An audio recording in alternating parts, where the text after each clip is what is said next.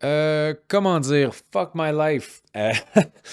Pour ceux qui se joignaient à moi, comme vous le voyez, habillé sharp, belle petite barbe, beaux petits cheveux. Pourquoi? Parce que je viens de passer l'après-midi à enregistrer des heures et des heures et des heures de mon nouveau podcast. Ceci étant dit, après avoir enregistré, je me suis rendu compte, malheureusement, que il y avait certains petits éléments que je trouvais un poquito à chier.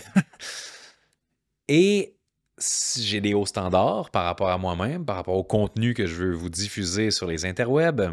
Et on dirait que n'étant pas satisfait du résultat, j'ai réfléchi après ça avec Mathieu, avec qui je travaille sur les vidéos, et je me suis rendu compte que je voulais vous offrir mieux. Probablement que tout le stock qui aurait été enregistré après-midi, pendant 6 heures de tournage, va se ramasser dans la petite corbeille.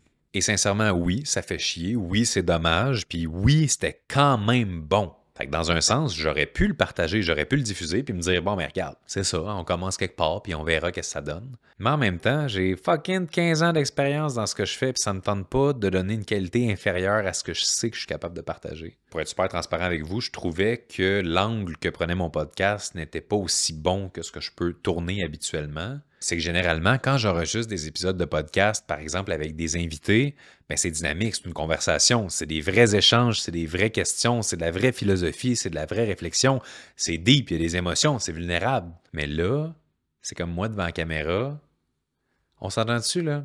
J'en fais des jokes, j'en fais des calls, je suis spontané. Puis là, il n'y a personne à faire rire. C'est juste moi contre moi-même. Fait que je vais pas me faire des blagues, me faire rire. Je me trouve, tu sais, pas je me trouve pas drôle, je me trouve très drôle, mais comprenez le principe. Fait que le but de la petite capsule d'aujourd'hui, dans le fond, c'est juste de vous dire que des fois, c'est correct de recommencer. C'est correct de perdre du temps, entre guillemets, parce que oui, peut-être que je me servirai pas de ce que j'ai filmé cet après-midi, mais j'ai gagné en expérience et grâce à ça, je vais produire un résultat qui va être encore meilleur pour vous. La bonne nouvelle là-dedans, c'est qu'au moins, j'ai essayé. Fait que j'ai grandi de ça. Puis j'ai envie de vous poser la question, c'est quoi la chose en ce moment que vous essayez même pas parce que vous avez peur d'être poche? Aujourd'hui, vous voyez, j'ai testé, j'ai été poche, entre guillemets. Mais grâce à ça, je vais pouvoir faire du bien meilleur contenu à l'avenir et c'est comme ça qu'on grandit et qu'on apprend. Fait que j'insiste, écrivez-moi ça dans les commentaires. C'est quoi la chose que... Mon Dieu, j'ai sifflé, tu as entendu ça?